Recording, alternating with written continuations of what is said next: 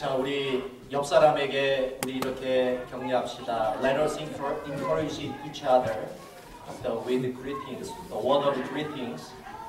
이렇게 인사합시다. 축복과 부흥의 새해를 엽시다. 이렇게 인사합시다. 자, let us open our new year with the blessing and revival.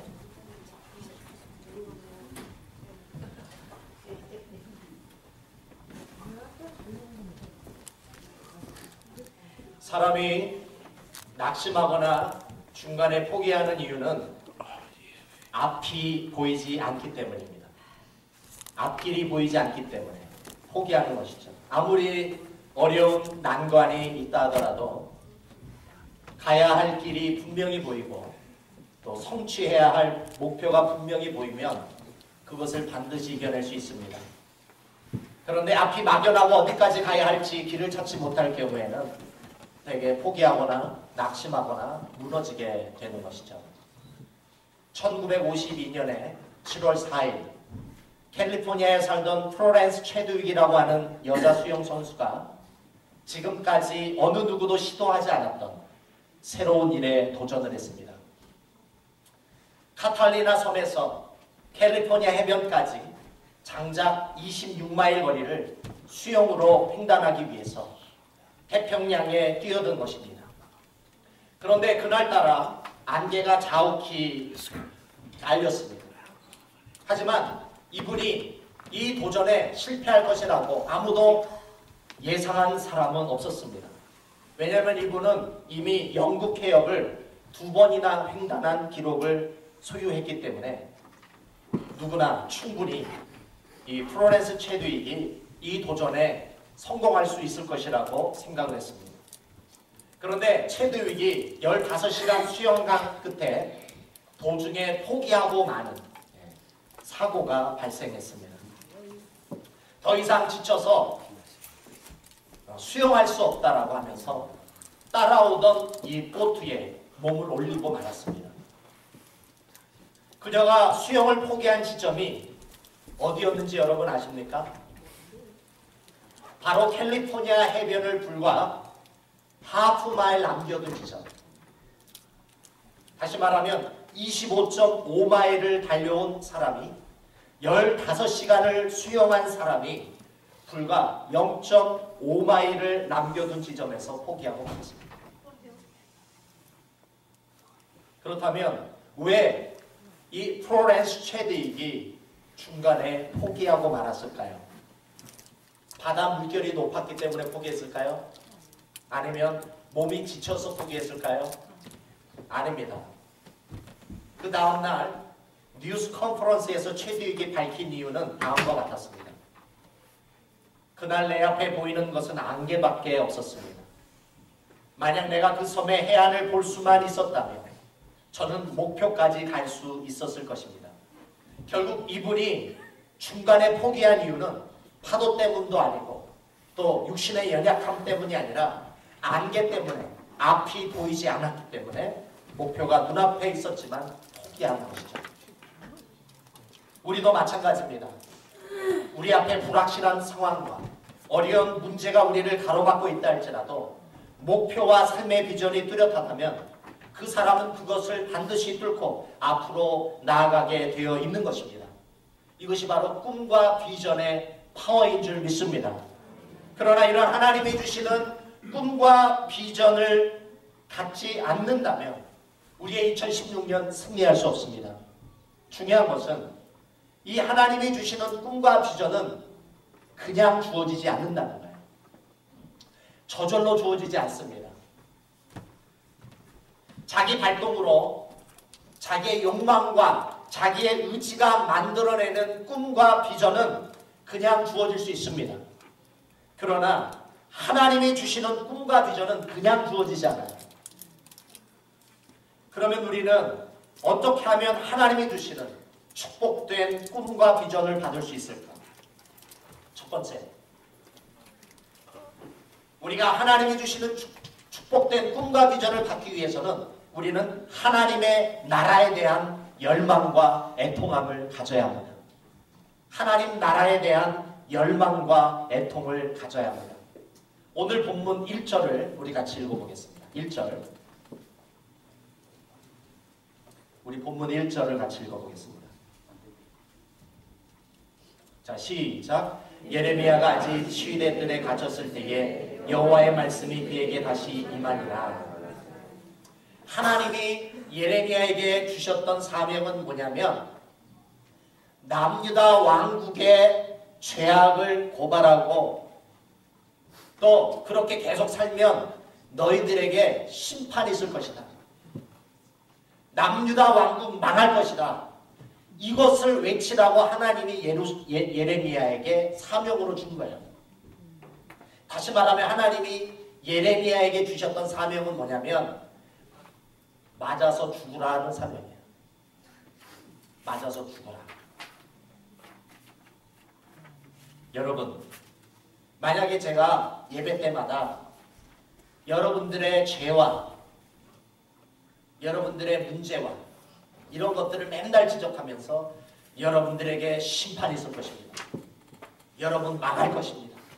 이렇게 제가 맨날 호건날 증거했다면 여러분 어떻게 하시겠습니까? 아마 제가 밉고 싫어서 교회에 올 사람이 아무도 없을 것입니다. 아마 교회 다 떠날 거예요. 하나님이 예레미야에게 주셨던 사명이 이런 사명이었어요. 남유다 왕국의 죄를 네가 고발하고 그들에게 심판을 선포하라. 그랬더니 예레미야가 이 사명을 받고 예레미야가 어떻게 했냐면 예레미야 1장 6절에 보니까 이렇게 얘기를 했습니다. 내가 가로되 슬프도소이다. 주 여호와여 보소서 나는 아이라 말할 줄을 알지 못합니다. 예레미야가 이 사명을 받았을 때 어떻게 했어요? 슬퍼했어요. 그러면서 나는 말할 줄 모르니까 하나님 번지 잘못 찾아오셨습니다. 나는 이거 못합니다. 예레미야가 거절을 했습니다. 근데 예레미야는 이 하나님의 이 부탁, 하나님의 이 명령을 거부할 수 있을 만큼 모질지를 못했어요. 그래서 예레미야는 이 사명대로 산 것입니다. 몇 년 동안을 이스라엘 백성의 죄악과 심판을 선포하며 이 사역을 했을까요? 무려 23년을 이 사역을 한 거예요. 그랬더니 23년을 맨날 백성들의 죄를 고발하고 심판을 선포하다 보니까 이 예레미야가 어떻게 됐을까요? 핍박을 당하기 시작하는 것입니다. 욕을 얻어먹기 시작하는 거예요. 심지어 친구들도 예레미야를 떠나는 거예요. 예레미야 가족들도 야 제발 너 그렇게 살지 마라. 제발 너 조용히 입을 다물고 그냥 고향에서 조용히 살아라. 가족들도 말리고 방해하고 네가 그렇게 살면 너 내 자식 아니야. 너 그렇게 살면 우리 오빠 아니야. 이렇게 가족들도 예레미야를 소외시키고 왕따시키고 예레미야를 고통으로 외로움으로 몰아넣게 된 것입니다. 그랬더니 예레미야가 23년을 이스라엘 백성들 남유다 왕국의 죄악을 고발하고 하나님의 심판을 선고하고 자신의 삶 속에서는 고통만 찾아오고 외로움만 찾아오고 아픔만 찾아오니까 이 예레미야가 예레미야 20장에서 자신의 삶을 저주를 합니다. 이렇게 저주를 해요. 내 생일이 저주를 받았더라면 나의 아비가 나를 생산하던 날이 복이 없었더라면 나의 아비에게 소식을 전하여 이르기를 내가 생남하였다여 아비를 즐겁게 하던 자가 저주를 받았더라면 얼마나 좋았을까. 내가 태어나지 않았으면 얼마나 좋았을까. 여러분 예레미야의 고통을 여러분 이해할 수 있겠습니까? 예레미야의 외로움을 이해할 수 있겠습니까? 그가 23년 동안 죄를 짓다가 고통을 받았으면 덜 억울했을 거예요. 근데 23년을 하나님의 말씀에 순종해서 열심으로 헌신해서 하나님 앞에 하나님의 사명 앞에 열심히 헌신해서 살았는데 돌아오는 것은 외로움과 고통과 왕따와 핍박과 욕이나 얻어먹는 인생을 23년을 산 것입니다. 그랬더니 이 예레미야가 23년이 딱 되니까 하나님 앞에 대드는 것입니다. 하나님을 원망하기 시작을 하는 거예요. 하나님 필요 없어. 무슨 하나님이 그러냐? 무슨 하나님이 그래? 아니 축복은 주지 못할 만큼 23년 동안 하나님 사명에 헌신한 사람을 감옥에나 쳐넣는 그 하나님, 나 이제 다시는 안 믿어. 나 이제 그 하나님을 위해서 난 다시 살지 않겠어. 예레미야가 결단을 해요. 그래서 예레미야가 하나님의 말씀을 전하지 않습니다. 하나님의 사명을 그만둬요. 우리 주변에도 주의 종으로 부름을 받다가 포기하시는 분들 많은데 예레미야의 그런 아픔 때문에 예레미야의 고통 때문에 포기를 하는 것입니다. 그런데 예레미야가 이 핍박이 싫고 고통이 싫고 외로움이 싫고 왕따당하는 것 싫어서 하나님 말씀 전하지 않고 사명을 포기하니까 예레미야가 행복해졌을까요? 아니면 더 괴로워졌을까요? 예레미야 20장 9절에 이렇게 예레미야가 고백하고 있습니다. 내가 다시는 여호와를 선포하지 아니하며 그 이름으로 말하지 아니하리라 하면 나의 중심이 불붙는 것 같아서 골수에 사무치니 답답하여 견딜 수 없나이다. 고통이 싫고 외로움이 싫고 핍박이 싫어서 하나님의 말씀을 전하지 않았더니 하나님의 사명을 포기했더니 마음이 편안해지고 행복해지는 것이 아니라 더 괴로워지기 시작하는 거예요. 더 고통스러워지는 것입니다. 그래서 이 사도 바울이 내가 죽어도 내가 핍박을 당해도 다시 말씀을 전하고 죽어야 되겠다. 다시 사명의 자리를 회복하는 것이 바로 예레미야의 사도의 선지자적 사명이었다라는 것입니다. 우리가 주의 일을 하다 보면 축복은 없고 힘들고 괴롭기만 할 수도 있습니다. 원래 사명이라는 것은 하나님이 우리를 사명자로 부르신 것은 와서 살라고 부르신 것이 아니라 와서 죽으라고 부르신 것이 사명의 자리입니다. 그래서 순교자 보네퍼가 이런 얘기를 했어요. 예수님이 나를 제자로 부르신 것은 예수님이 우리를 제자로 부르신 것은 와서 살라고 부르신 것이 아니라 와서 죽으라고 부르신 것이다. 사명자는 하나님의 말씀을 전하지 않고 사명자는 사명을 버리면 더 괴로운 것이 사명자인 줄 믿습니다. 더 고통스러운 것이 하나님의 사람인 줄 믿습니다. 여러분은 사명자입니까? 아니면 사명자가 아닙니까? 여러분은 하나님의 사람입니까? 아니면 하나님의 사람이 아닙니까? 하나님의 사람, 사명자는 하나님의 나라를 향한 열망과 애통이 있는 자입니다. 주를 위해서 살지 않는 것은 더 괴로운 것입니다. 사명자나 하나님의 사람은 맛있는 거 먹고 좋은 데 놀러 가서 그게 행복할 수가 없어요. 저도 애들 때문에 여행을 가보지만 별로 재밌지가 않아요. 좋은 데를 가도 재밌지가 않아요. 맛있는 거 먹어도 맛있지가 않아요. 저는 하나님의 말씀을 전할 때, 복음을 전할 때, 기도할 때 제일 행복한 줄 믿으시기 바랍니다. 여러분도 하나님의 말씀을 전할 때 가장 행복해야 될 줄 믿습니다. 기도할 때 가장 행복해야 될 줄 믿습니다. 영적인 사람은 영적인 아닌 것에 기쁨과 만족을 누릴 수가 없어요. 바로 하나님의 나라를 향한 열망과 애통을 가진 자는 하나님께서 이런 자들에게 꿈을 주시는 것입니다. 이런 자에게 비전을 주시는 거예요. 이런 자에게 하나님이 계시를 주시는 것입니다.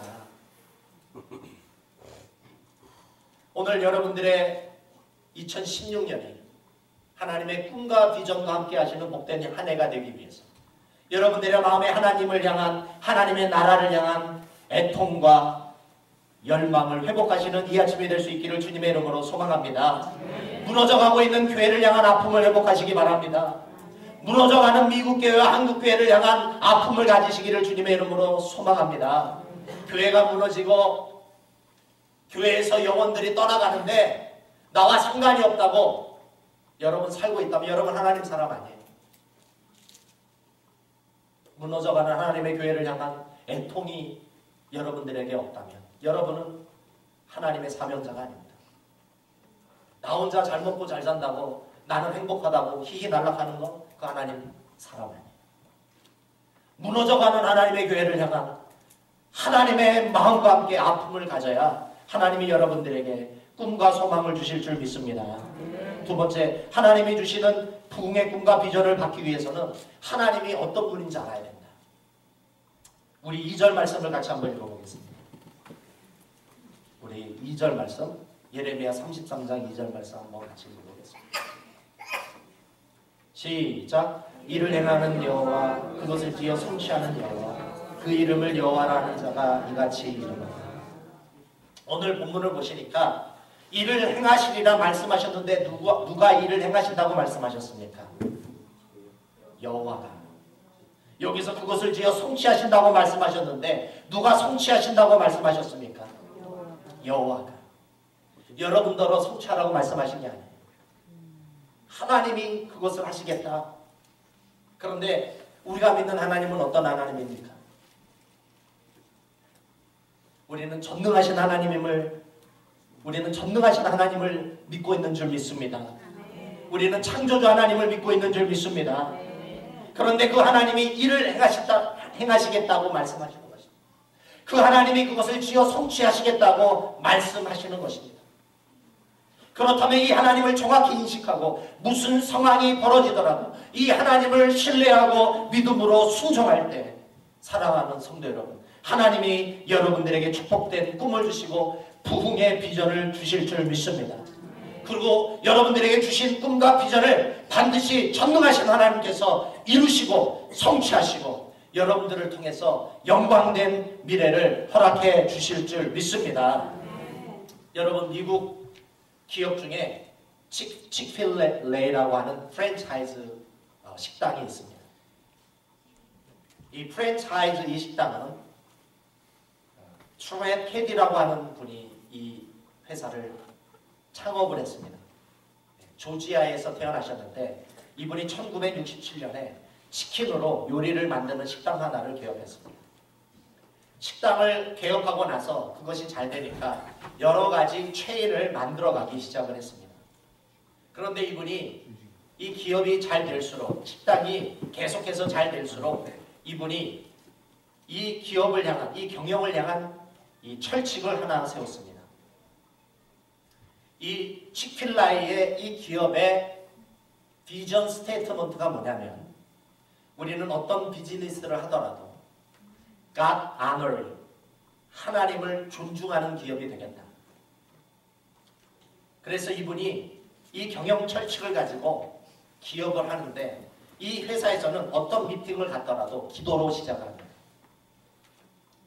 그리고 종업원들도 무슨 모임을 갖든지 반드시 기도를 해야만 하는 것이죠.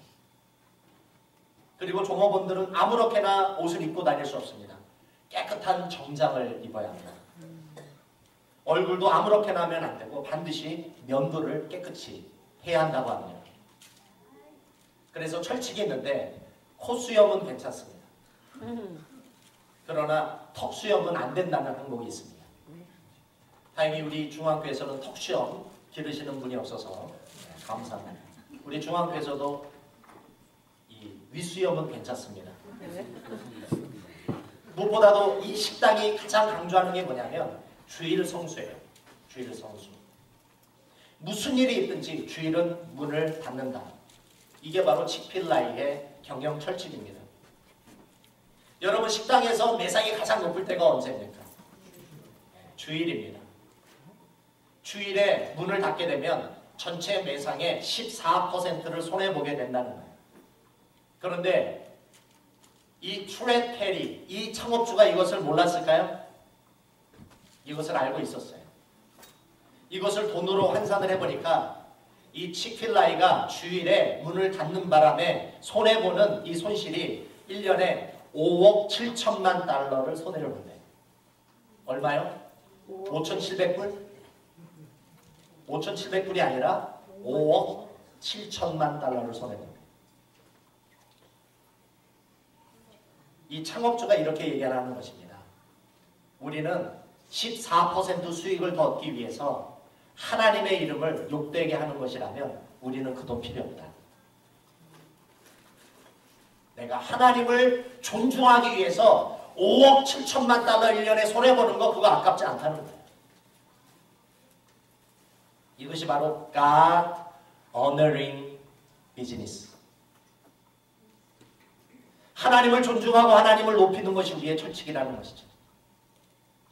이와 같이 이분이 이렇게 경영한 결과 지난 47년 동안 이 기업체가 창업된 이후로 단 한 번도 디클라인 한 적이 없대요. 매년 성장했다는 것입니다.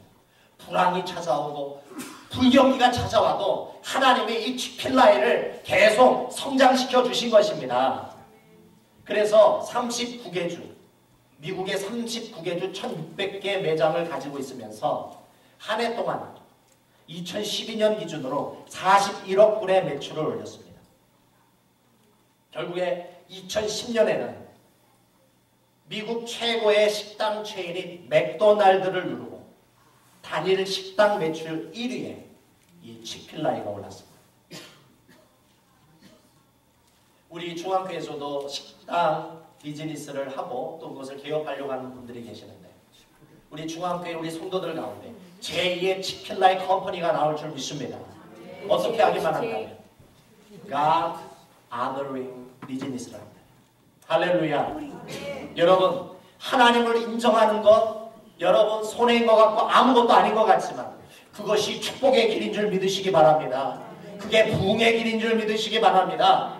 하나님이 하나님 되심을 선포하고 그분의 뜻대로 행할 때 하나님이 복된 꿈을 주시고 그것을 반드시 이루어 주실 줄 믿습니다. 그러므로 2016년 한 해를 시작하시면서 광야 같은 내 인생에 축복된 꿈을 받고 그 꿈이 이루어지는 은혜를 받기 원한다면 첫 번째 어떻게 하셔야 됩니까? 하나님 나라에 대한 열망과 애통을 회복하십시오. 무너져가는 이 교회를 향한 애통을 회복하십시오. 두 번째 어떻게 해야 됩니까? 하나님을 공경하십시오. 하나님을 존중하십시오. 우리 예배전 찬양할 때 우리 김반희 집사가 얘기했죠. 약속 시간을 지키는 것은 그 상대방을 향한 예의고 존중이죠. 여러분 예배 시간 준수하시기 바랍니다. 그리고 예배 오셨다면 하나님께만 집중하시기 바랍니다. 다른 거 집중하시면서 하나님을 잃어버리는 이런 어리석은 자가 되지 마시고 예배에 나오셔서 반드시 하나님을 얻고 가시는 여러분들의 예배가 될 수 있기를 주님의 이름으로 소망합니다. 마지막 세 번째, 우리가 하나님의 꿈과 비전을 받으려면 내 꿈이 아니라 내 비전이 아니라 하나님이 주시는 꿈과 비전을 받으려면 세 번째, 하나님께 부르짖어야 합니다. 오늘 본문 3절을 같이 읽어보겠습니다. 33장 3절. 우리 33장 3절 시작. 너는 내게 부르짖으라 내가 내게 응답하겠고 내가 알지 못하는 크고 비밀한 일을 내게 보이리라. 부르짖음의 기도는 구하는 자의 마음을 가장 절실하게 드러내는 기도이다. 여러분 예수님께서 우리들에게 두 가지 가장 중요한 계명을 지키라고 주셨어요. 첫 번째는 무엇이었습니까? 한번 따라해 보시겠습니다. 내 마음을 다하고 나의 성품을 다하고 내 힘을 다하여 주 너의 하나님을 사랑하라. 이와 같이 내 이웃을 내 몸과 같이 사랑하라. 여러분 기도하실 때도 어떻게 기도하셔야 돼요? 온 힘과 성품과 여러분들의 마음을 다해서 기도해야 될 줄 믿습니다. 이게 바로 부르짖는 기도예요. 여러분들이 왜 기도를 통해서 은혜를 못 받고 하나님을 만나지 못하는 줄 아십니까? 전심을 다하지 않기 때문에. 여러분들이 찬양을 불러도 왜 은혜가 되지 않는지 아십니까? 전심을 다해 부르지 않기 때문에. 여러분 신앙생활하면서 왜 복을 받지 못합니까? 전심을 다해 믿지 않기 때문에. 여러분 기도하더라도 어떻게 기도해야 됩니까? 부르짖으며 기도하라는 것입니다. 내 존재를, 내 모든 존재를 하나님께 의지하고 맡기고 기도하라는 것입니다. 부르짖음이 아니라면 하나님은 응답하시지 않습니다. 하나님은 최고의 하나님인 줄 믿습니다. 우리 하나님은 최선의 하나님인 줄 믿습니다. 그렇다면 최고의 것으로 나아가야죠. 최선을 다해 나아가야죠. 그냥 내 삶의 신앙이 한 옵션처럼 나아간다면 하나님도 여러분 만나주시지 않습니다. 여러분이 최고의 하나님을 최고로 나아가지 않는다면 하나님도 여러분들에 대해서 최고로 나아가지 않습니다.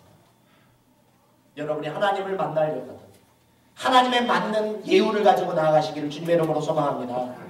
내가 하나님 외에도 기댈 언덕이 있는 사람의 부르짖음은 진정한 부르짖음이 아니죠. 내가 하나님 외에도 기댈 언덕이 있는 사람은 그건 진짜 신앙이 아니에요. 예레미야는 비록 남유다 백성들이 그의 메시지를 인정하지도 않고 믿지 않아서 핍박이나 받고 욕이나 받고 감옥에 갇혔지만 사실은 예레미야 인생의 최대의 기회가 감옥에서 찾아오게 된 것입니다. 예레미야가 이런 핍박이 아니었더라면, 그가 감옥에 갇히지 않았더라면 그가 오직 하나님만을 대면할 수 있는 기회는 찾아오지 않았을 것입니다. 하나님을 만날 진정한, 하나님을 진정으로 의지할 기회가 찾아오지 않았을 것입니다. 자신의 답답함과 외로움과 고통을 아무도 알아주지 않았지만 그 하나님 앞에 아뢰고 외치고 부르짖을 수 있는 기도가 어디에서 찾아왔어요? 감옥에서 찾아왔어요. 감옥에서. 고난은 하나님을 만날 수 있는 유일한 길인 줄 믿습니다. 여러분들의 인생에 고난이 찾아왔다면, 답답함이 찾아왔다면, 외로움이 찾아왔다면, 고통이 찾아왔다면 하나님을 만날 기회인 줄 믿으시기 바랍니다. 그때 이 예레미야가 감옥에서 울분을 토하며 하나님 앞에 부르짖을 때 하나님이 무엇을 주셨을까요? 크고 은밀한 비밀한 비전을 주신 줄 믿습니다. 할렐루야. 하나님이 주신 비전은 이런 것입니다. 남유다 왕국의 심판이 임할 것이지만 남유다 왕국은 심판으로 끝나는 것이 아니라 회복과 축복과 부흥의 꿈과 비전이 반드시 찾아올 것이다.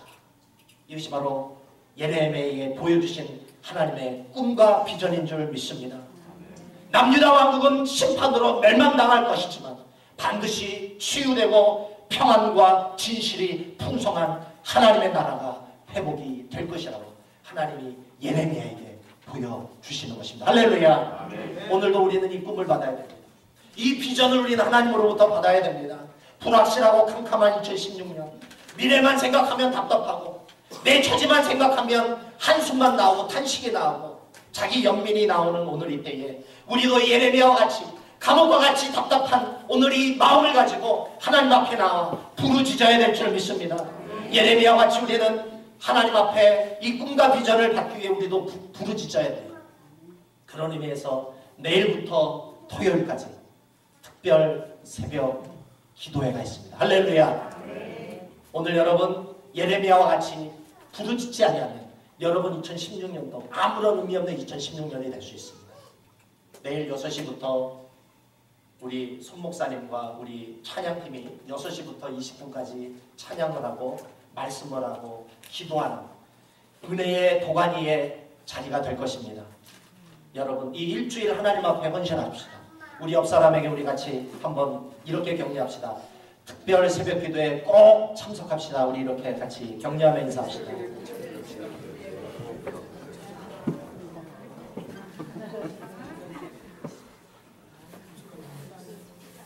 하나님은 예레미야와 같은 선지자를 찾으십니다.